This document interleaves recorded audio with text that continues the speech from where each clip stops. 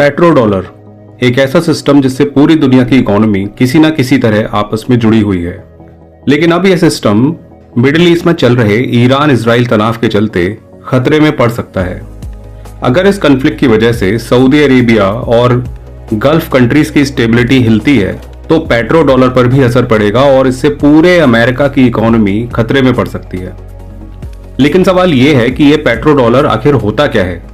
Petro dollar एक ऐसी व्यवस्था है जिसमें क्रूड ऑयल की खरीदारी के लिए अमेरिकी डॉलर का इस्तेमाल किया जाता है। मतलब अगर कोई देश क्रूड ऑयल खरीदना चाहता है तो आमतौर पर उसे अमेरिकी डॉलर में ही भुगतान करना पड़ता है, फिर चाहे वो देश अमेरिका से या किसी और देश से तेल खरीद रहा हो। 1971 में अमेरिकन प्रेसिडेंट रिचर्ड निक्सन ने डॉलर को गोल्ड से कनेक्ट करने वाले सिस्टम को खत्म कर दिया। इसके बाद 1974 में अमेरिका और सऊदी अरेबिया के बीच एक डील साइन हुई। डील ये थी कि सऊदी अरेबिया किसी भी देश को ऑयल सिर्फ अमेरिकी डॉलर में बेचेगा। बदले में अमेरिका सऊदी अरेबिया को सिक्योरिटी और मिलिट्री सपोर्ट देगा। धीरे धीरे ये सिस्टम पूरे ओपेक में फैल गया। आइए अब जानते हैं कि ये सिस्टम काम कैसे करता है।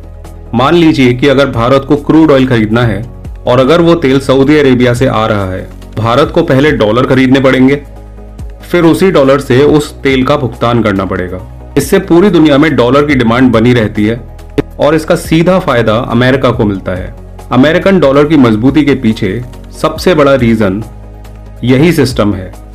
आज भी दुनिया के ज्यादातर ऑयल ट्रेड डॉलर्स में ही होते हैं, लेकिन कुछ कंट्रीज अब एक वैकल्पिक व्यवस्था बनाने की कोशिश कर रहे हैं, जैसे चाइना और रशिया।